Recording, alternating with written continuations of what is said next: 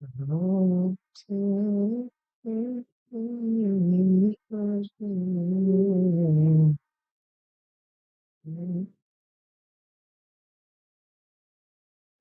Now we are live. नमस्कार साथियों, स्वागत है आप सभी का आपकी अपनी पाठशाला पर। होपफुली आप सभी लोग मस्त, स्वस्थ, तंदुरुस्त, दुरुस्त सब होंगे।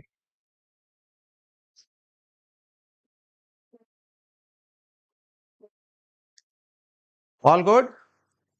चलिए, सरोज, प्रतीक, भोमाराम, आयुष, प्रवीण, अंकिता, आकाश, हरीश, रुचि, शिव, दिनेश, शालिनी, नीतीश, साधना, पवित्र, दिनकर, राहुल, अतुल, संदीप, सभी साथियों को वेरी गुड इवनिंग।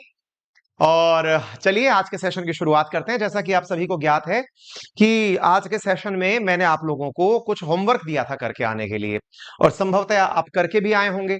मैंने आप लोगों को यहां तक की चीजें पढ़ा दी थी। मैंने कहा था कि कैबिनेट जब मिशन आएगा वो आपको जानकारी दी जाएगी। क्रिप्स मिशन तक मैंने आपको एक ब्रीफ इंट्रो दे दिया था।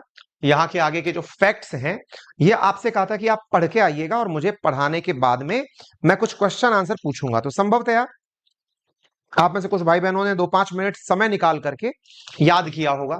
नहीं भी किया होगा तो हम ट्राई करते हैं क्या क्या कर सकते हैं, है ना। चलिए, तो कैबिनेट मिशन के बारे में था कि भाई क्रिप्स मिशन आया, क्रिप्स मिशन के बाद में क्या क्या हुआ ये हमने बात करी। कि भाई क्रिप्स मिशन के अंदर अंग्रेज आए, अंग्रेजों ने भारत से कहा कि देखिए बाकी तो सब सही है, हम आपको डोमिनियन स्टेटस दे सकते हैं, यानी राजपाट तो आपका होगा, फाइनल डिसीजन हम लोग लेंगे, है ना। तो इस तरह का डोमिनियन स्टेटस हमको देने की बात की, जिसको गांधी जी ने पोस्ट डेटेड चेक की उपाधि दी, और हमने इनकार कर दिया कि साहब ये नहीं चाहिए। गांधी जी परेशान हुए और गांधी जी ने कहा कि भैया सुनो देश वालों, चलो अपन करो या मरो का नारा देते हैं। हालांकि क्रिप्स मिशन में जिस तरह की चीजें हमारे सामने रखी गई थी उनमें से सबसे बड़ी चीज क्या थी कि भाई साहब, देश में अगर कोई भी रियासत, कोई भी राज्य अगर ये चाहे कि उसे बनने वाले संविधान में साथ नहीं रहना, तो वो सेपरेट भी रह सकता है, वो अपना भी संविधान बना सकता है। यानी संविधान सभा तो गठित होगी, लेकिन सब लोग अपनी मर्जी से शासन चला सकते हैं। ये बात अपने बिल्कुल भी पची नहीं, डाइजेस्ट ही नहीं हुई। मुस्लिम लीग नाराज किस बात पर हुई क्रिप्स मिशन के ऊपर कि यार तुम लोगों ने तो पाकिस्तान की बात ही नहीं करी, हम सोच रहे थे मुसलमानों के लिए अलग देश होगा, तुमने तो कह दिया जिसको अपना देश बनाना है बना लो, जिसको अलग होना है हो जाओ, हमें कोई दिक्कत नहीं है। ये कोई तरीका होता है क्या? मुस्लिम लीग इस बात से नाराज हुई। कांग्रेस ने कहा भाई मांग जब तुमसे संविधान सभा रहे हैं, मांग जब तुमसे आजादी रहे हैं, दे क्या रहे हो तुम हमको, है कि तुमको डोमिनियन देंगे, उसमें भी राज हम करेंगे, तो तुम तो वहीं की वहीं रह गए, ढाक के तीन पात हो गए, चाहिए ही नहीं। देश के अंदर करो या मरो का सिद्धांत हुआ। अच्छा, दूसरी तरफ ब्रिटिशर्स किस तरफ से लड़ाई लड़ रहे थे? सेकेंड वर्ल्ड वॉर के अंदर 1939 से लेकर के 45 के बीच में सेकेंड वर्ल्ड वॉर की लड़ाइयां लड़ी जा रही थी। इस बीच में अंग्रेजों को क्या लगता है, ये पूरी कहानी जैसी चीज है ना। तो इस चीज को, हाँ, तो उस समय क्या होता है ना कि अंग्रेजों के सामने स्थिति क्या रख दी जाती है कि भाई कैसे भी करके, अब अंग्रेजों ने मतलब पूरी तरह माहौल ये बना दिया कि आप तो बस हमारा साथ दे दो। इंडिया ने अपनी तरफ से मामला थोड़ा बिगाड़ दिया, कोई बात नहीं। इधर की तरफ सुभाष चंद्र बोस साहब जो हैं वो अपनी आजाद हिंद फौज का गठन कर रहे हैं, और भाई साहब वो इधर उधर से समर्थन जुटा रहे हैं। यानी जो सेकंड वर्ल्ड वॉर का टाइम था ना, 1939 से लेके 45 के बीच में, उस समय हालात कुछ अलग तरह के बन रहे थे। कैसे बन रहे थे? एक तरफ इंडिया में जहां पर देश के राजनेता आजादी की मांग कर रहे थे, वहीं अंग्रेज जिनसे आजादी की चाहत थी वो दुनिया में एक और लड़ाई लड़ रहे थे। आप ऐसे समझिए कि जिन अंग्रेजों का कभी सूरज नहीं ढलता था, सूरज नहीं ढलने का मतलब क्या है, जहां सूर्योदय होता था जापान से लेकर के आप अमेरिका तक, वो सारा साम्राज्य अंग्रेजों के पास हुआ करता था। लेकिन आज अंग्रेज अपने अस्तित्व की लड़ाई लड़ रहे थे। अब जब अपने हेजिमोनी, वर्चस्व की लड़ाई लड़ी जा रही है, तो अंग्रेजों को चाहिए था कि जहां जहां उनका शासन है वहां के लोग उनका साथ दें, और वहां के लोग उनका साथ दें, इसके लिए सबसे बड़ा साथ चाहिए था मोस्ट पॉपुलस कंट्री जिसका इंडिया का नाम था, उसका साथ जरूरी था। कोई बात नहीं साहब, इन चीजों में इंडिया का जो साथ अंग्रेजों को मिला, अंग्रेजों को तमाम सुविधाएं देने के बावजूद भी अंग्रेजों की आर्थिक स्थिति निरंतर खराब होती जा रही थी। अगेन ये वाली बात आधुनिक इतिहास का हिस्सा है, तो इसे आधुनिक इतिहास के साथ ही डिस्कस किया जाएगा। लेकिन फिर भी आपको तत्कालीन परिस्थितियों का हल्का सा अनुमान हो जाए तो आप कैबिनेट मिशन तक आ पाएंगे। तो फिर क्या हुआ, 1945 आते आते अंग्रेजों को यह समझ में आ गया कि हम जीत तो गए भाई, सेकेंड वर्ल्ड वॉर के अंदर हिटलर का, मुसोलिनी का, जापान का, सबका पतन हो गया, कि अंग्रेज जीत तो गए, लेकिन वो जीत किसी हार से ज्यादा बड़ी थी। आप पूछेंगे कैसे? बस उसमें एक इज्जत मिली थी कि आप जीत गए, लेकिन जीतने की जो कीमत अंग्रेजों ने अदा करी, आप विचार करें समय कैसा परिवर्तन होता है, समय की चक्र कैसे घूमती है, कि 1939 से पहले ब्रिटेन दुनिया की महाशक्ति हुआ करता था।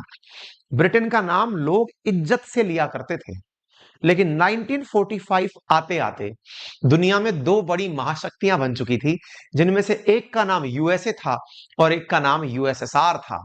ब्रिटेन कहीं भी नहीं था।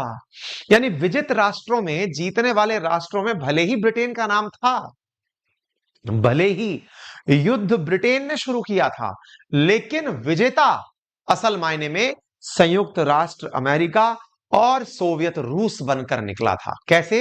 ये वो लोग थे जो ब्रिटेन और फ्रांस को लड़ने के लिए अपने द्वारा हथियार बेचकर पैसे कमा रहे थे। ये वो देश थे जो ब्रिटेन और फ्रांस की मदद तो कर रहे थे, लेकिन उसके बदले में बहुत सारा पैसा चार्ज कर रहे थे। बाय द वे, आपको ये सारी जानकारी भी पढ़ाई जाएगी आपका जब वर्ल्ड हिस्ट्री पढ़ाया जाएगा, क्योंकि आरएएस मेंस के सिलेबस में विश्व का इतिहास भी पढ़ाया जाता है। तो जो विश्व का इतिहास वाला पोर्शन जब पढ़ाया जाएगा, तो आपको सेकेंड वर्ल्ड वॉर के कारण क्या थे, फर्स्ट वर्ल्ड वॉर के कारण क्या थे, ये सब भी बताए जाएंगे। ठीक है, अच्छा, कोई बात नहीं। तो एक तरह से कई बार लोग ये भी कहते हैं कि 1945 के बाद में देश की आजादी जो 1947 में हमें मिली, वो मिलनी ही थी। ये तो समझ लीजिए कि वो समय ऐसा था कि हम लोग मेहनत कर रहे थे, उस दिशा में थे, अंग्रेज टूट कर उस हालात में आ गए थे कि वो अपना देश भी चला लें, ये भी उनके लिए बड़ी बात थी। आप पूछेंगे क्यों? क्योंकि अंग्रेज जीत तो गए थे, लेकिन उनके पास में देश चलाने के लिए कर्ज था। मतलब उन्होंने युद्ध में जो अमेरिका से असला लिया, एम्यूनेशन लिया या कर्जा लिया, वो पूरे अमेरिका के गुलाम बन चुके थे। दुनिया की एक नई महाशक्ति अमेरिका वर्ल्ड बैंक और आईएमएफ जैसी बैंकों के माध्यम से बन चुका था। इस समय अंग्रेजों को यह समझ में आ गया था कि बेटा कट लो यहां से। इधर इंडिया में करो या मरो जैसा आंदोलन चल रहा था। सुभाष चंद्र बोस बाहर बैठकर आजाद हिंद फौज बना रहे थे। इसीलिए डोभाल साहब का जो आपने एक वो सुना होगा, एक वीडियो किया था हमने अभी अंकित इंस्पायर इंडिया पे, जिन्होंने कहा था कि अगर सुभाष चंद्र बोस जिंदा होते तो देश का विभाजन ही ना हुआ होता। मतलब बहुत कुछ अवश्य संभावी था, ब्रिटिशर्स का जाना तय था।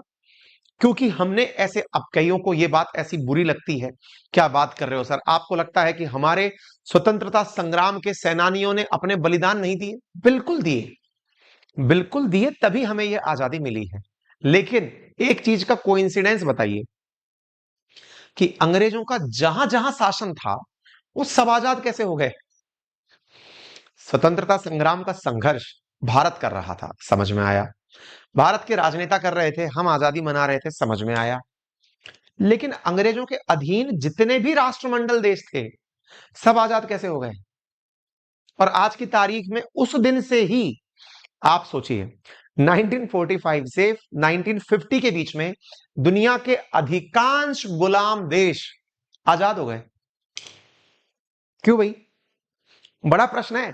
कभी अगर दूसरी तरफ बैठने का मौका मिले कि चल भाई डिबेट चल रही है और आजादी में कंट्रीब्यूशन की बात आ रही है, दूसरा पक्ष लेते हैं, तो आपके पास तर्क होने चाहिए।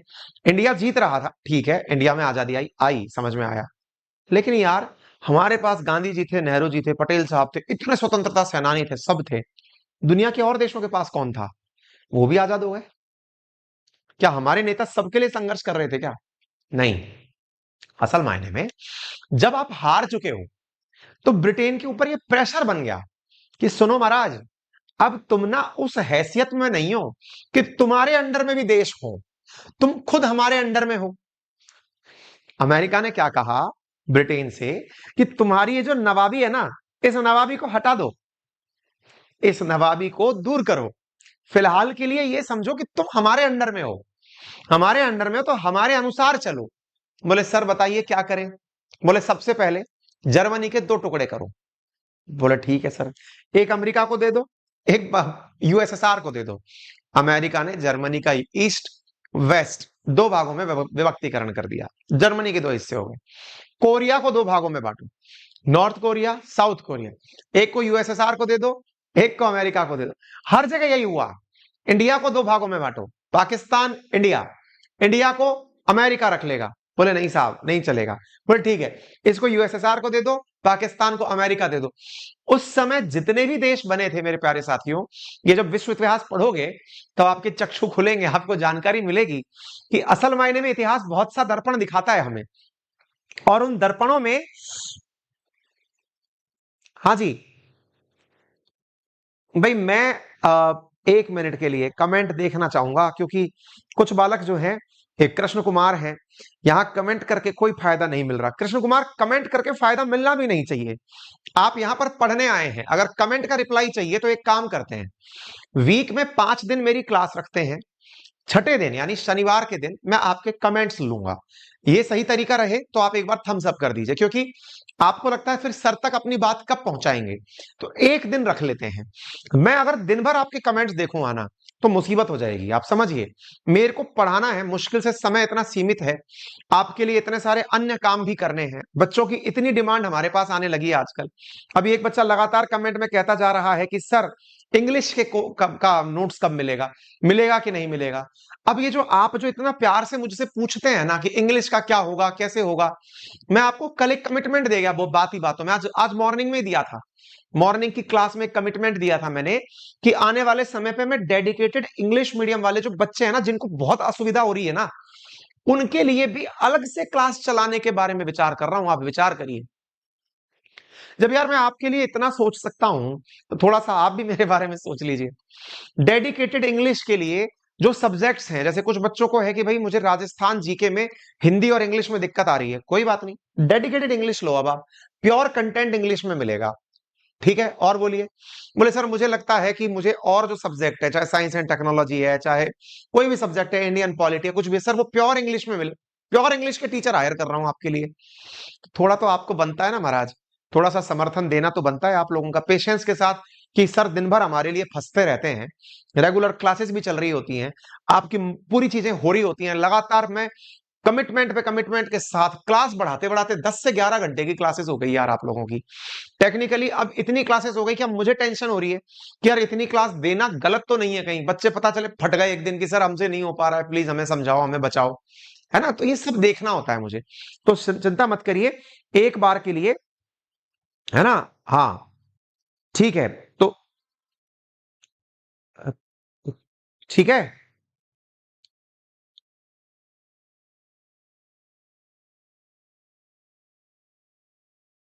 हाँ जी, ये आरएएस का बैच है, और आरएएस के बैच के अंदर इंडियन पॉलिटी चल रही है। ठीक है।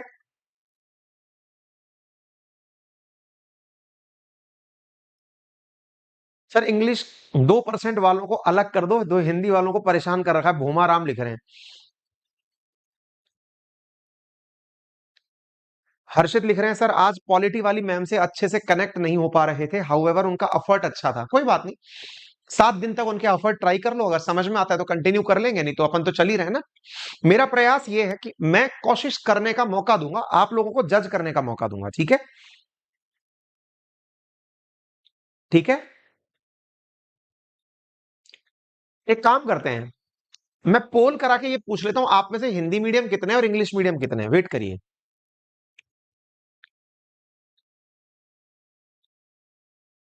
पहले हिंदी और इंग्लिश मीडियम पर एक पोल करवाया है मैंने, आंसर दीजिए।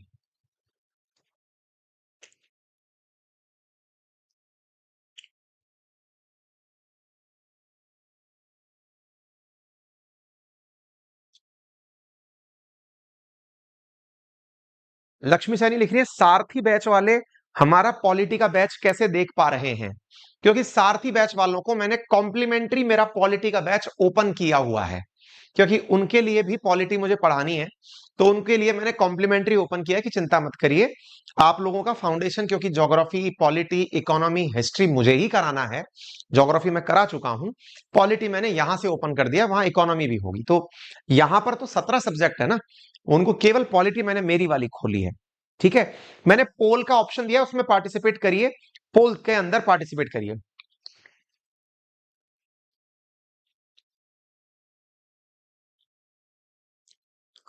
पोल में, वोटिंग में पार्टिसिपेट करिए, पता चल जाएगा। मीडियम लिखा है मैंने।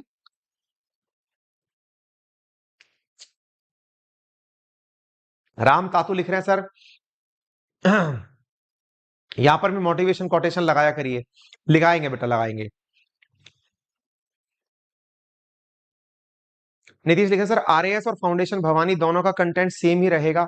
नीतीश बेटा, जो भवानी या सारथी बैच है ना, उनके लिए मैंने आरएएस की पॉलिटी वाला जो ऑप्शन है वो खोल दिया है, ताकि आप लोगों का यहीं से पॉलिटी कंप्लीट हो जाए, है ना, क्योंकि यहाँ पे बहुत डिटेल में पढ़ाया जाएगा, तो उन बच्चों के लिए मैंने कॉम्प्लीमेंट्री ये चीज ओपन की है।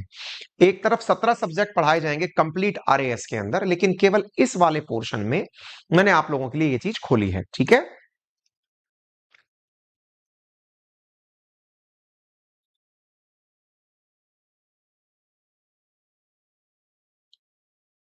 अब देख लीजिए, पोल के रिजल्ट्स आ चुके हैं।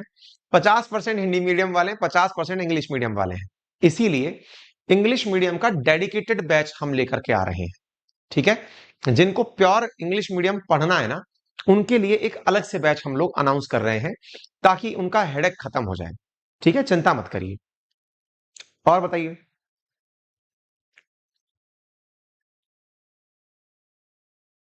पोल में समस्या है, क्लिक नहीं हो रहा है, कोई बात नहीं, मेरे को आंसर मिल गया, लगभग 50-50% दोनों है ना। ओके, चलिए भाई, आज और कल केवल 2 ही दिन शेष हैं आपके पास, यदि आपको नोट्स चाहिए। मैं फिर से बता दे रहा हूं, आप में से बहुत सारे लोगों ने अब 15,000 में भी कोर्स ज्वाइन किया है, क्योंकि हमने रेट अब बढ़ा करके अपने कोर्स की, जिसको आप 7500 में पढ़ रहे हैं, इसकी 15,000 कर दी है। और पहले हम सोच रहे थे 1 तारीख को नए एडमिशन ओपन करने की, लेकिन मेरा मन नहीं कर रहा है एडमिशन ओपन करने का, अब बाद में करेंगे, मतलब वो जो मतलब अंदर से है ना, बार बार एडमिशन ओपन करने का मन नहीं कर रहा है, बाद में करेंगे अब। तो अच्छा हुआ जिन्होंने एडमिशन ले लिया, ठीक है ना। तो कहने का मतलब ये है कि ऐसे ही जिन्हें नोट्स लेना है, वो अगर चाहें तो 28 तारीख तक अपना नोट्स ले लें। नटराज वालों को 4000 में मिल रहा है, अदरवाइज 28 तारीख के बाद में वो 6000 का मिलेगा। और हमारे पास में कोई एक्सक्यूज भी नहीं होगा बताने के लिए भाई ऐसा हम क्यों कर रहे हैं, है ना। चलिए ठीक है साहब, आगे बढ़ते हैं। कंटिन्यू करने दें, अगर अगर आपकी इजाजत हो तो मैं आगे बढ़ सकता हूं। कमेंट लिख लिख करके आप दुखी करेंगे, तो मैंने शनिवार का दिन अनाउंस कर दिया है कि आपके साथ डिस्कशन का ही चलेगा, डाउट्स ही लिए जाएंगे। ठीक है, मेरा यहां चलने वाले जितनी भी क्लासेस हैं उनसे सबसे स्लो कोर्स चलेगा, सबसे स्लो, क्योंकि मुझे आपकी प्रिपरेशन में पूरे टाइम साथ रहना है। क्यों साथ रहना है? ताकि आपकी जो चीजें हैं ना, वो सुनने के लिए मेरा होना जरूरी है, क्योंकि आप मेरे पीछे ही मेरे साथ आए हैं ना, कि अंकित सर के साथ आए हैं अपनी पाठशाला पे, तो अंकित सर का दिखना अगर आपको जरूरी है तो सर रोज दिखेंगे, लेकिन उस दिखने में मैं आराम आराम से लेकर आपको चलूंगा, बहुत तसल्ली से आप चीजें पढ़ते चलिए, चिंता मत करिए। ठीक है, चलें आगे बढ़ते हैं। तो हम कहां तक पहुंच गए? अंग्रेजों ने आजादी दिलाई, अंग्रेजों से आजादी हमें मिली, अमेरिका के द्वारा, रशिया के द्वारा चीजों को विभक्त कर दिया गया, और देश का विभाजन हमारे उस समय के काल में था। यानी कि संविधान सभा के लिए कैबिनेट मिशन का जो आना है, ये कोई बहुत बड़ी चीज नहीं थी। यानी इसमें जो चीजें लिखी जा रही थी वो ऑलमोस्ट भारत के अनुसार ही होनी थी। इसलिए 1946 में तत्कालीन ब्रिटिश प्रधानमंत्री ने, हाँ जी, ब्रिटिश प्रधानमंत्री क्लीमेंट एटली ने भारत में 3 सदस्यीय एक मंडल भेजा, 3 सदस्यीय मंडल भेजा, जिसके अध्यक्ष थे सर स्टीफर्ड क्रिप्स, और अन्य थे पथिक लॉरेंस और अलेक्जेंडर। उनका उद्देश्य क्या था? संविधान सभा का गठन करना, भारत का विभाजन करना, संविधान सभा के सदस्यों का निर्वाचन जनता द्वारा अप्रत्यक्ष रूप से करना। यह इंपॉर्टेंट टाइटल है भाई, अप्रत्यक्ष या इनडायरेक्ट क्या होता है यह भी मैं आपको अभी बताऊंगा, टर्मिनोलॉजी है, ध्यान से समझिएगा। और सभा का एक सदस्य 10 लाख जनसंख्या पर चुना जाएगा और संविधान सभा में कुल 389 सदस्य होंगे। ये किसने अलाउ किया? कैबिनेट मिशन ने किया। यानी एक प्रकार से यह समझिए कि कैबिनेट मिशन वो मिशन था जिसने देश का विभाजन, देखिए 1945 में देश आजाद हुआ, 46 में आकर यह हालात हो गए कि चलिए सेपरेट कर देते हैं भारत और पाकिस्तान को, संविधान सभा का निर्माण करते हैं। वो संविधान सभा जिसने मेहनत करके संविधान बनाने की डिमांड रखी थी उसे बना देते हैं, ठीक है। और ऐसा करने के लिए यहां पर सारी चीजें की गई थी। उम्मीद है आप लोगों के बाद ये बात समझ में। सर नोट्स खरीदने की डेट बढ़ा दो, पैसे 5 के बाद मिलते हैं पापा को। Manish Kumar Gothwal. Manish I am very much sorry, आप चिंता मत करिए बेटा, दोबारा भी आएंगे, है ना, आप परेशान मत होइए। जब दोबारा आएंगे तब खरीद लीजिए, क्योंकि कुछ नियम अपने ऐसे हैं जिनकी वजह से हमें अपना सिस्टम चलाने में थोड़ी सहूलियत मिलती है ना। फिर कभी ऑफर आएगा तब आप देख लीजिएगा, परेशान मत होइए। चलिए, तो कहने का अर्थ क्या है, 389 सदस्य कुल मिलाकर देश के अंदर से चुनने थे। 10 लाख की जनसंख्या पर एक व्यक्ति निर्वाचित होना था। अब आपके दिमाग में सवाल बनेगा, सर 10 लाख पर एक चुनना था, इसका मतलब 10 लाख लोग वोट देने जाएंगे? वोट देने जाएंगे इसका मतलब 10 लाख लोग उस समय ही चुनाव में भागीदारी लेंगे जैसे अपने यहां होते हैं? नहीं, अप्रत्यक्ष रूप से निर्वाचन होना था। अप्रत्यक्ष का मतलब क्या होता है फिर? अप्रत्यक्ष का मतलब होता है कि जनता ने जिन्हें चुनकर भेजा हुआ है ऑलरेडी, उनके द्वारा किसी का चुनाव होना है। चलिए, आप में से कई लोग इंडियन पॉलिटी की बिल्कुल बेसिक जानकारी भी शायद ना रखते हो, और जो रखते हैं वो इसे रिलेट कर लेंगे, लेकिन मैं दोनों को ही एक चीज समझाता हूं। देखिए, आप में से संभवतया, क्योंकि आजकल के जो बच्चे हैं उन्हें 12th तक कहीं पर भी या ग्रेजुएशन में कहीं पर भी भारतीय राज व्यवस्था पढ़ने का मौका मिलता नहीं है। जो जानकारी होती है वो उन्हें न्यूज़पेपर के माध्यम से ही थोड़ी बहुत होती है, ठीक है। लेकिन अब मैं कुछ व्यवहारिक चीजें आपको याद दिलाता हूं। आप में से जितने भी साथी किसी भी राज्य में अगर रहते हैं तो उन्हें उनकी राज्य की राजधानी में एक विधानसभा दिखाई देती है। उम्मीद है आप सभी ने अपने राज्य की विधानसभा जरूर देखी होगी। नहीं देखी हो तो मैं उदाहरण के लिए बता दूं, राजस्थान रहने वालों को जयपुर में विधानसभा दिखाई देती है, यूपी में रहने वालों को लखनऊ में विधानसभा दिखाई देती है, बिहार में रहने वालों को पटना में दिखाई देती है। विधानसभा जहां पर विधायक बैठते हैं, विधायक विधायक विधायक को कहा क्या गया है? MLA, member of legislative assembly. तो विधानसभा क्या है? लेजिस्लेटिव असेंबली है, ठीक है। अच्छा सर, ये MLA का चुनाव कैसे होता है? मैंने कहा जैसे अभी राजस्थान के अंदर चुनाव होने वाले हैं MLA के इसी साल दिसंबर में। मतलब क्या है? चुनाव आप और हम वोट देकर के निर्वाचित करते हैं 200 विधायकों को राजस्थान के अंदर। कितने? 200 विधायक राजस्थान में निर्वाचित होकर आते हैं, जनता वोट देती है। चलिए सर, ये बात भी समझ में आ गई, जनता वोट देगी, 200 विधायक चुन करके आएंगे, चुन लिया गया। सर संसद के क्या हाल होते हैं? मैंने कहा भारत की जो संसद है जिसको लेकर के अभी काफी बवाल मचा हुआ है, वो कहां पर स्थित है? दिल्ली में स्थित है। अकॉर्डिंग टू भारतीय संविधान संसद के 3 हिस्से हैं। एक के अंदर आपका संविधान सभा, एक के अंदर राष्ट्रपति आता है, एक में लोकसभा और एक में राज्यसभा आती है। संभवतया आपने लोकसभा और राज्यसभा का नाम सुना हो। अभी आपने भारत की नई अभी लोकसभा का, अभी नई संसद का इनॉग्रेशन होते हुए देखा होगा, ठीक है ना। ऐसे ही भारत की जो नई संसद है उसके अंदर 2 हाउसेज हैं, लोकसभा और राज्यसभा। संसद को अंग्रेजी में कहते हैं पार्लियामेंट। क्या कहते हैं? पार्लियामेंट। पार्लियामेंट के मेंबर को कहेंगे MP। MP बोले तो member of parliament. Member of parliament Lok Sabha में भी बैठते हैं और राज्यसभा में भी बैठते हैं। यानी लोकसभा के जो सांसद हैं, यानी जो MP हैं, और राज्यसभा के जो सांसद हैं, दोनों हैं तो मेंबर ऑफ पार्लियामेंट ही। देख लीजिए दोनों के नाम के आगे लिखा हुआ है, बस बोल दिया जाता है ये लोकसभा सांसद है या राज्यसभा सांसद है। सर इनका चुनाव कैसे होता है? मैंने कहा इनका भी वोट के माध्यम से होता है। कौन वोट देता है? मैंने कहा जो लोकसभा के सांसद हैं इनका आप और हम वोट देते हैं। जैसे जो 2024 का इलेक्शन होगा जिसमें मोदी जी, राहुल गांधी जी, ये नीतीश कुमार जी सब कंटेस्ट करेंगे, प्रधानमंत्री के पद के लिए चुनाव होगा एक तरह से, ये समझिए आप। वो वाला जो चुनाव है वो सांसद का चुनाव है। जैसे राजस्थान से 25 सांसद निर्वाचित होकर दिल्ली जाते हैं, ऐसे ही आप इधर आइए, राजस्थान के 200 विधायक निर्वाचित होकर विधानसभा जाते हैं। उदाहरण के लिए यह समझिए कि हमारे राजस्थान में 200 विधायक चुनाव के बाद विधानसभा में जाते हैं और 25 सांसद चुनाव के बाद दिल्ली जाते हैं, संसद में जाते हैं। यही हाल यूपी का है। 400 से अधिक विधायक उनके विधानसभा में जाते हैं और 80 के लगभग सांसद उनके दिल्ली जाते हैं। ठीक है, ये हर राज्य का अपना अपना नंबर होता है। सर ये बात बता क्यों रहे हो? मैंने कहा डायरेक्ट और इनडायरेक्ट इलेक्शन के लिए बता रहा हूं। बोले मतलब? मैंने कहा जब एमएलए का इलेक्शन होता है जिसमें आप मुख्यमंत्री का चुनाव कर रहे होते हैं एक तरह से, वो जो प्रक्रिया है जिसमें विधायक बनते हैं, विधायक का जो निर्वाचन है जिसमें आप वोट देने गए हैं, वो वोटिंग देने की प्रक्रिया डायरेक्ट इलेक्शन की प्रक्रिया है। कौन सी इलेक्शन की प्रक्रिया है? डायरेक्ट इलेक्शन की प्रक्रिया है। तो डायरेक्ट इलेक्शन क्या है? जिसके अंदर आप अपने नेता को खुद चुनते हैं, that is a direct election. Direct election को आप क्या बोलते हैं? प्रत्यक्ष निर्वाचन। फिर दूसरा है अप्रत्यक्ष निर्वाचन यानी इनडायरेक्ट इलेक्शन। सर ये इनडायरेक्ट इलेक्शन क्या होता है? मैंने कहा अब इनडायरेक्ट इलेक्शन के बारे में जान लीजिए। इनडायरेक्ट इलेक्शन क्या है उसे भी समझिएगा। इनडायरेक्ट इलेक्शन में क्या है मैं वो भी बताता हूं। यहां पर देखिए,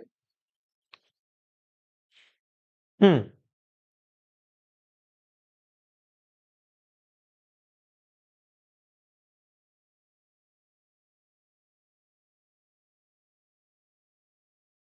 भाई मुझे एक फीलिंग आ रही है कि मुझे लगता है कि सारथी और भवानी बैच के बालकों को मुझे इस बैच से बाहर निकालना पड़ेगा। बड़ा चरस बो रखा है कमेंट बॉक्स के अंदर। तुम लोग असल मायने में अगर मैं कुछ बोल दूंगा तो बुरा मान जाओगे। मैंने सोचा था कि तुम लोगों के साथ थोड़ा भला हो जाएगा, तुम लोगों को पॉलिटी एडिशनल मिल जाएगी, पर तुम्हारे नखण है ना वो लग नहीं रहे। मतलब एक होता है ना कि मतलब बंदर को अदरक हजम नहीं हो रही, गधे को गुड़ हजम नहीं हो रहा, तो तुम उस कैटेगरी में जा रहे हो धीरे धीरे। जितने भी कमेंट बॉक्स में कमेंट चल रहे हैं ना, कल से अगर तुम्हारी हरकतें नहीं सुधरी तो मैं तुम लोगों की एंट्री इवनिंग वाले बैच में रोक दूंगा। फिर परेशान रहना तुम लोग बैठ करके। ठीक है ना? मैंने सोचा था कि तुम लोग फाउंडेशन के नाम पर मेहनत कर रहे हो, चलो पॉलिटी बैच के अंदर तुमको एंट्री दे देते हैं। तुम्हारे यार कमेंट ही समझ में नहीं आ रहे। यहां अधिकारी बनाने की बात हो रही है या चिल्लर बीनने निकल पड़े हैं। दिए पड़े सर नोट्स ऐसे मत दीजिएगा हमको, पीडीएफ फॉर्मेट में मत दीजिए, हमें ए4 में दीजिए। तसल्ली से बैठकर काम करो, समझे कुछ? अब ऐसा ही करना पड़ेगा क्योंकि ये जो तुम लोगों ने चरस बो रखी है ना, सारथी भवानी बैच के बच्चे, अब कल से देखना, अगर अगर थोड़ी देर में आप लोगों का मामला शांत नहीं हुआ ना, तो 2 मिनट के अंदर अब तुम्हारा पनिशमेंट तुम्हारे सामने आ रहा है। गजब तुम लोगों ने यार बदतमीजी कर रखी है। हाँ भाई, नोट्स ही नोट्स, नोट्स ऐसे मत करना, नोट्स वैसे मत करना। अरे पढ़ने आए हो कि तुम यहाँ पे नोट्स बीनने आए हो? मुझसे अच्छी किताबें, जो कंटेंट मैंने नकल मारा है जिन किताबों से, लक्ष्मीकांत है, परीक्षा वाणी है, जाकर पढ़ लो, उसमें इससे अच्छा कंटेंट लिखा हुआ है भाई। किताबें ही तो पढ़नी है, नोट्स ही तो पढ़नी, किताबों से पढ़ लो। वहां का दही कर देते हो। ये जो हम लोग देते हैं ना यहाँ पे, या फिर हम लोग जो आपको अपलोड कराते हैं, हमको कोई हमारे माँ बाप ने लोरी सुना के पढ़ाया है क्या? किताबों से पढ़ा हुआ कंटेंट है। तुम लोगों के नेचर नहीं सुधरेगी क्या? हमने खुद ने पैदा नहीं किया इस कंटेंट को यार। किताबों का कंटेंट किताब पढ़ लो। ज्यादा दिक्कत आ रही है तो नोट्स ऐसे क्यों है, फलाने क्यों है, सर हमें पीडीएफ ऐसे मत देना, हमें वैसे मत देना, समझ में नहीं आ रही, फरमाइशी संगीत चल रहा है। अगर गलती से बोले बेटा, हाँ भाई,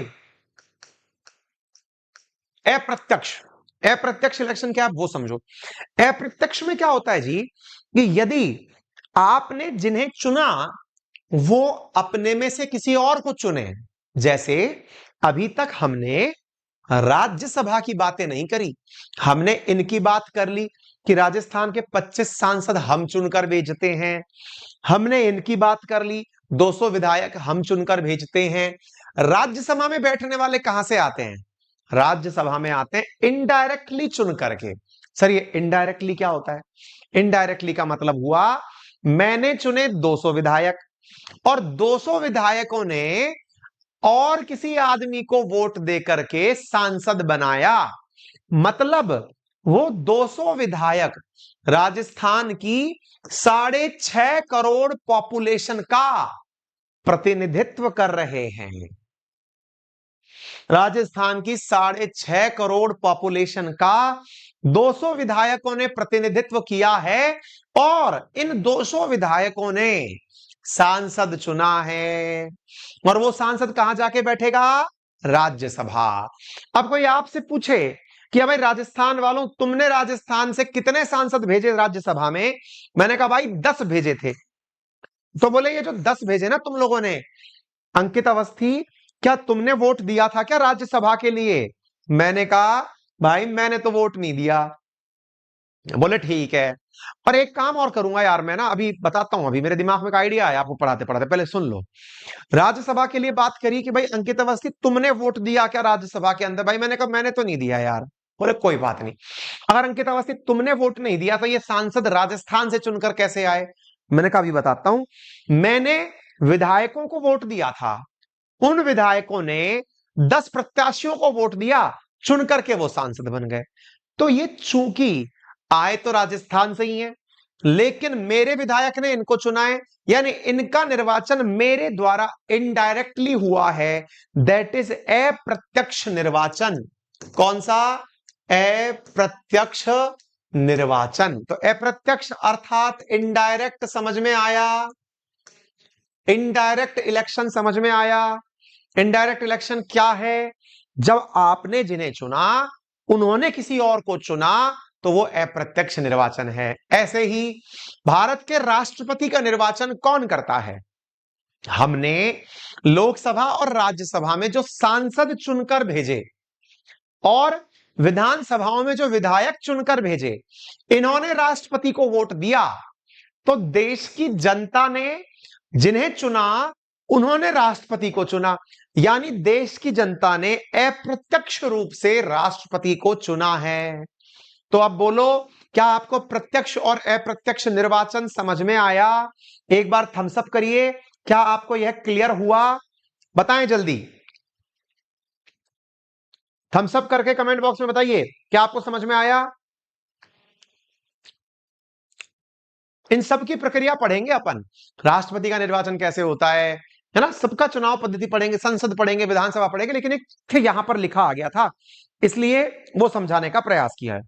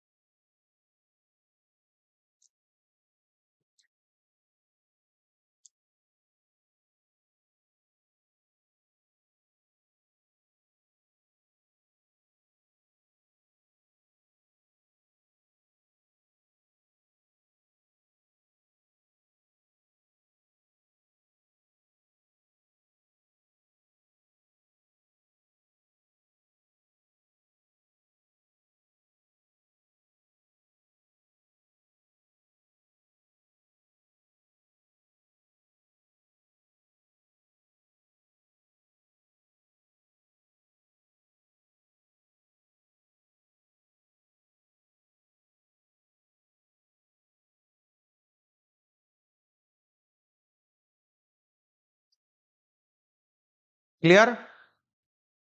सभी को समझ में आ गया? चलिए,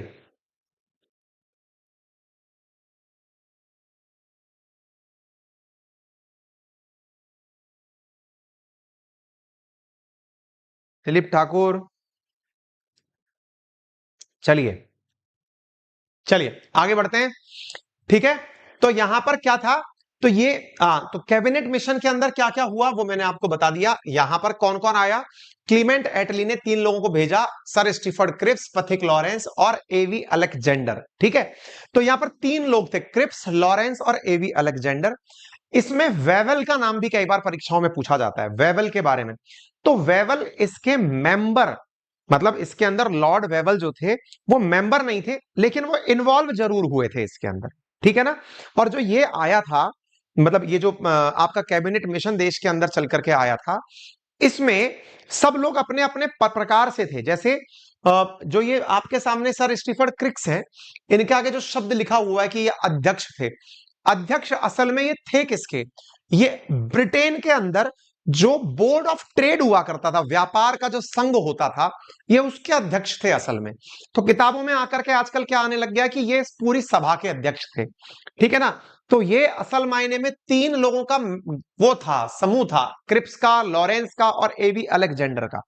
और जो लॉरेंस थे वो भारत के लिए एक तरह से गृह मंत्री थे, वहां से, कहां से, secretary of state of India from Britain, ये उस पद के आदमी थे। ठीक है ना। तो इस प्रकार से आप यहां पर इसको समझ सकते हैं। और अलेक्जेंडर रानी के आदमी हुआ करते थे। आप 3 लोगों का नाम याद रख सकते हैं। इसको घुमा घुमा कर कई बार कुछ, जैसे एक बालक बार बार कह रहा है सर पैथिक लॉरेंस थे अध्यक्ष, तो अध्यक्ष जो पद है ना वो असल में क्रिप्स के नाम के आगे लिखा हुआ है। कुछ किताब जो है वो यहां पर क्या करती है कि वो अपने जगह पर लॉरेंस को अध्यक्ष दिखा देती है। असल मायने में तीनों का नाम सदस्य के रूप में ही कंसीडर किया जाता है। ठीक है। चलिए, तो आपने अप्रत्यक्ष रूप से सुन लिया, 10 लाख जनसंख्या पर चुन लिया, संविधान सभा में 389 सदस्य थे, अप्रत्यक्ष क्या होता है ये मैंने बता दिया। ठीक है, आइए आगे बढ़ते हैं।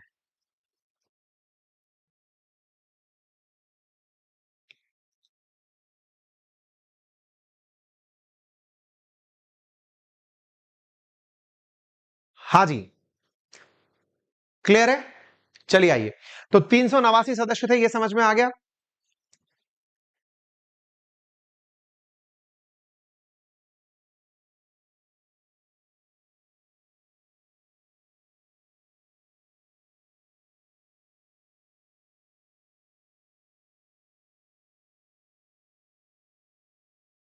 कल से मैं एक काम और करूंगा, जो भी कमेंट के अंदर क्लास के समय डिस्टर्ब करने वाले लोग बाग है ना, उनको ब्लॉक करवाना शुरू करेंगे अब। तो कल से टीम को काम दे दिया जाएगा। टीम तो वैसे भी बैठी बैठी क्लास में कमेंट देखती है, कल से लो धड़ाधड़, आप लोगों को भी आराम हो जाएगा। आइए, और फिर फाइनली एक दिन टर्मिनेशन, हटो साहब। तो कैबिनेट मिशन समझ में आ गया, यहां तक बात हो गई। संविधान सभा की संरचना में अब क्या होता है, जो संविधान सभा बनकर आई उसमें क्या हुआ, इसमें प्रत्येक प्रांत, देसी रियासत या रियासतों के समूहों को उनकी जनसंख्या के अनुपात में सीटें दी गई। कुल कितनी सीटें दी गई, 389 सीटें दी गई। अब यहां पर एक तथ्य देखने लायक है, 296 ब्रिटिश भारत से थी और 93 सीटें रियासतों से थी। अब यह समझ में थोड़ा कम आता है, 296 थी, ठीक बात है, और यहां पर 93 रियासतें लिखी हुई हैं। यहां सर एक चीज समझ में नहीं आ रही, 6 और 3 9 और 9 18, ये समझ में आ गई, ये क्या लिखा है सर, प्रत्यक्ष शासन वाले प्रांतों से, 4 सीटें मुख्य आयुक्तों वाले प्रांतों से। थोड़ा ऊपर से जा रहा है मामला, था क्या थोड़ा सा बताइए। मैंने अगेन कहा, यह चैप्टर चूंकि आधुनिक भारत के इतिहास का है, फिर भी मुझे यह आपको कराना पड़ रहा है थोड़ी बेसिक आइडियोलॉजी के साथ। तो मैं हल्की सी जानकारी आपको देना चाहूंगा कि ये जो 389 सदस्य आप सुन रहे हैं ना, कुल सदस्यों की संख्या, ये असल में क्या है, what are these 389 members are doing here, what is this 296 British Indian member, ये क्या है। देखिए, ब्रिटिशर्स जब इंडिया पर शासन करते थे ना, तो उनका रूल बड़ा अलग प्रकार का था। क्या, जहां पर राजे रजवाड़े थे, वहां पर उन्होंने अपने प्रतिनिधि भेजे हुए थे। प्रतिनिधि मतलब कि भाई राजा है, तो राजा के दरबार में एक व्यक्ति अंग्रेजों की तरफ से नियुक्त किया हुआ था। अभी जब आप मतलब हमारे राजस्थान का इतिहास पढ़ने बैठेंगे, तो राजस्थान के कई ऐसे लोगों के बारे में आप जानेंगे जो कि अंग्रेजों के द्वारा अलग अलग रियासतों में बैठे हुए थे, अब बिठाए गए थे, है ना। हाँ जी, अगर आपने याद किया हो तो राजस्थान की जो ज्योग्राफी पढ़ाई गई है आपको, उसमें राजस्थान की ज्योग्राफी में एक व्यक्ति का नाम आया होगा राजस्थान के नामकरण को लेकर, बताइए किसी ने अगर थोड़ा सुना हो तो।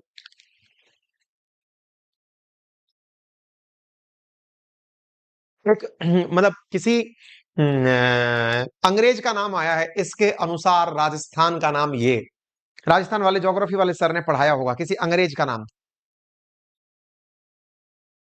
राजस्थान के अंदर, ज्योग्राफी के अंदर, बताइए।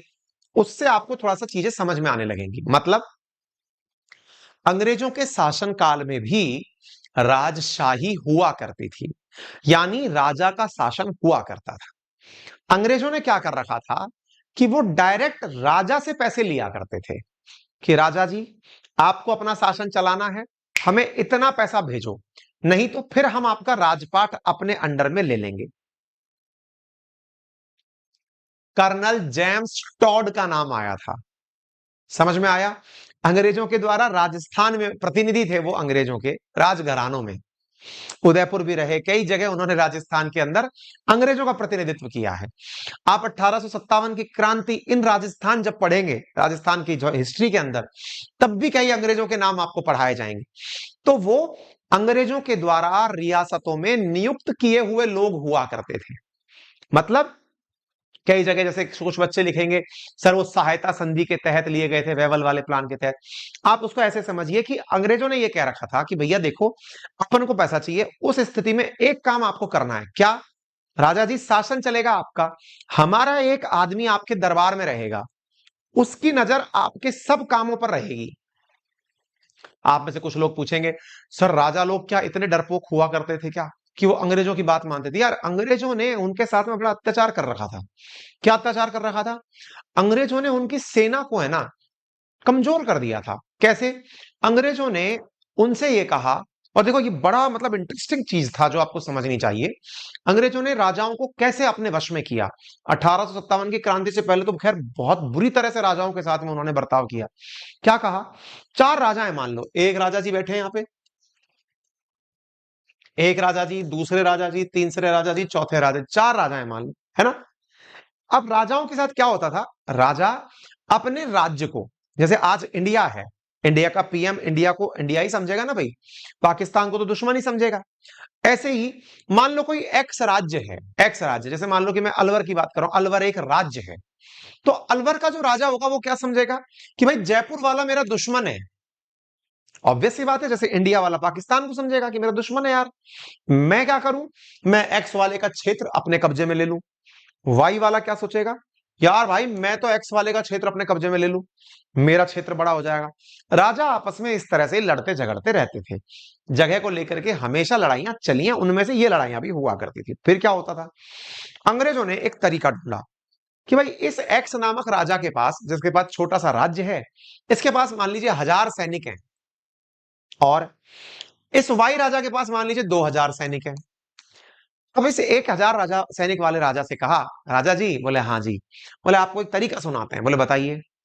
आप इस सेना का खर्चा देते हैं, बोले हाँ, क्यों नहीं आप अपनी प्राइवेट आर्मी ले लें।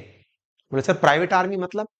बोले आपके ये जो 1000 सैनिक है ना, इनका खर्चा करना पड़ता है आपको, 1000 लोग लेने पड़ते हैं, और ये सब लोग जो है ना, कोई पैदल दौड़ रहा है ना, कपड़े पहनने का सहूर है इसको, ना भाला चलाने का सहूर है, ना बंदूक चलाने का सहूर है, ट्रेनिंग ही नहीं है इनकी। तो ये हमारे सामने 2 मिनट में सरेंडर हो जाते हैं। हमारी जो फोर्स है वो फोर्स गजब की फोर्स है। बोले क्या गजब की फोर्स है? बोले हमारी फोर्स इतनी अनुशासित है, एक ध एक एक द एक तो करते हुए चलती है। बोले बहुत बढ़िया, 1 to 1 पे चलती है। बोले बहुत बढ़िया, और लेफ्ट राइट करते हुए जो हमारी फोर्स चलती है, एकदम हैट वैट लगा के, नीट एंड क्लीन कपड़े पहन के, गन लगा के, अनुशासन में ऑर्डर दिया, फायर, तो धड़ाधड़ फायर करती है। आपने देखे होंगे, किस्से सुने होंगे हमारे। बोले हाँ हाँ सर सुने, आपके तो गजब किस्से हैं। तो अगर मैं आपको ये गारंटी दूं, बोले बताओ, बोले आपकी ये जो 1000 की सेना है, बोले हाँ, इसका खर्चा क्या आता होगा आपका? इस 1000 की सेना को रखने का खर्चा क्या आता होगा? भाई 1000 तो सैनिक, दूसरा 1000 सैनिकों को तनख्वाह दो, फिर उनको जमीनें दो, फिर उनको पकड़ो और ये करो ये सब करो। बोले हाँ, कितना खर्चा आता होगा लगभग? बोले सर उस समय के हिसाब से अपन बात करें साहब, लाख रुपया आ जाता महीने का साहब, उस समय पैसा बहुत महंगा होता था ना, लाख रुपया साहब मेरा खर्चा, बस।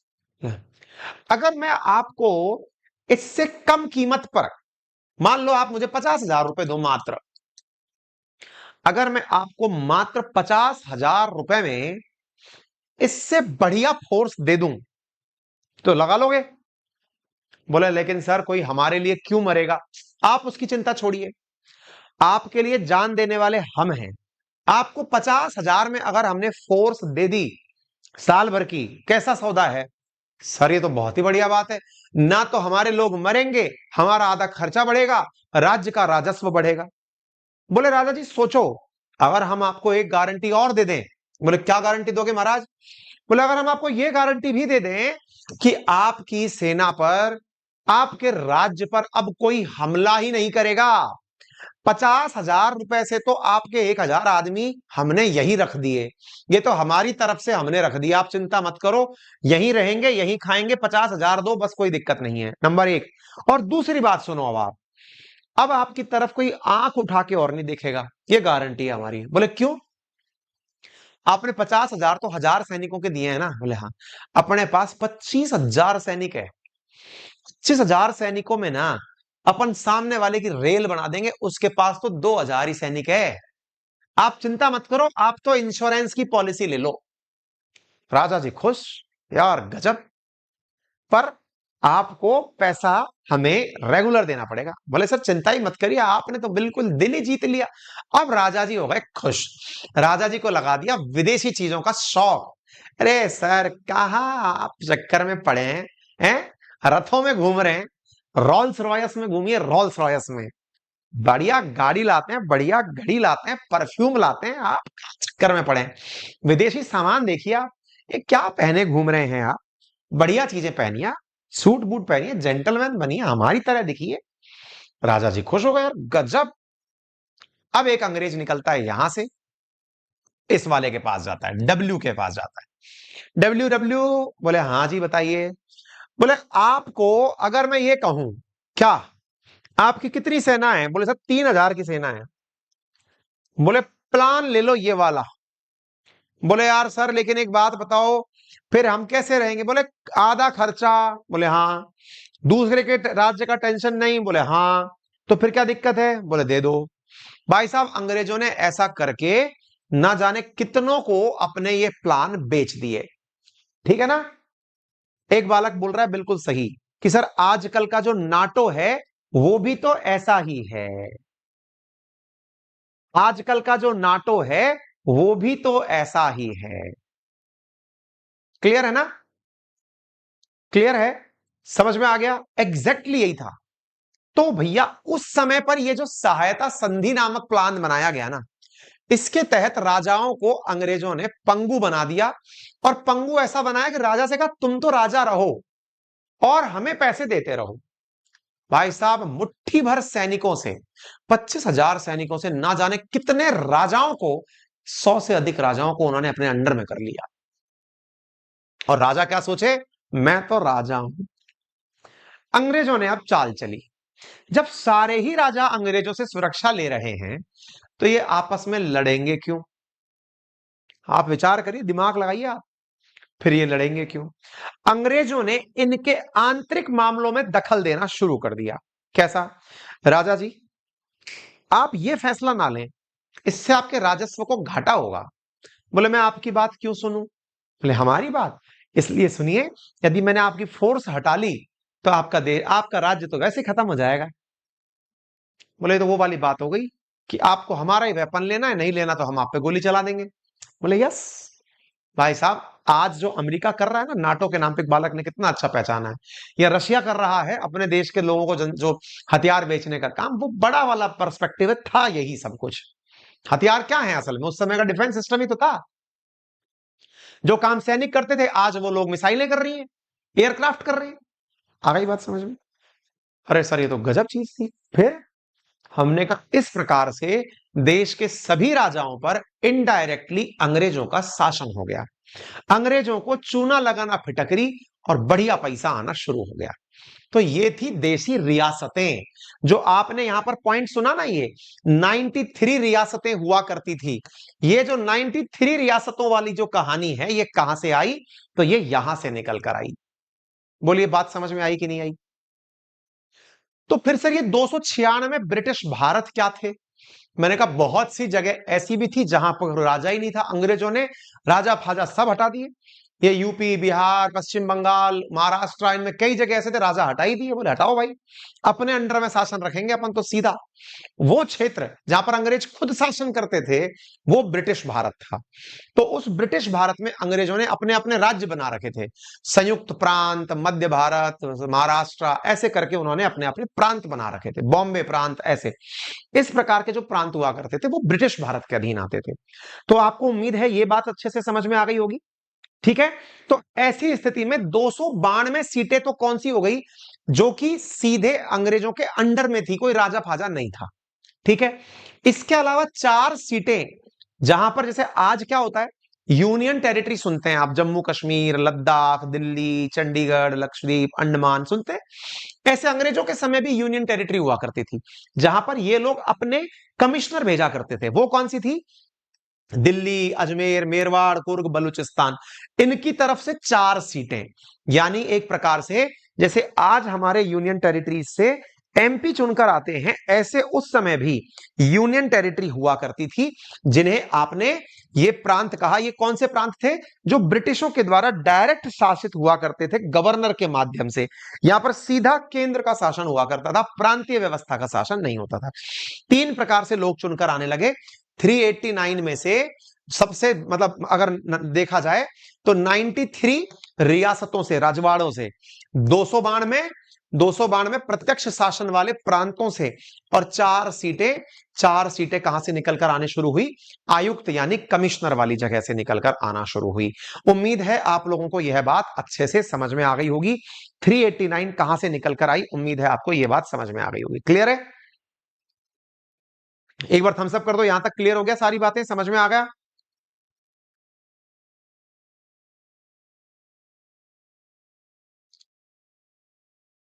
हाँ जी, अमन मिश्रा, कल इलाज हो जाएगा आपका, चिंता मत करो।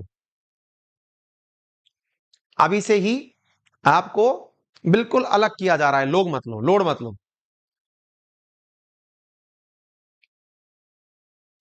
ठीक है ना।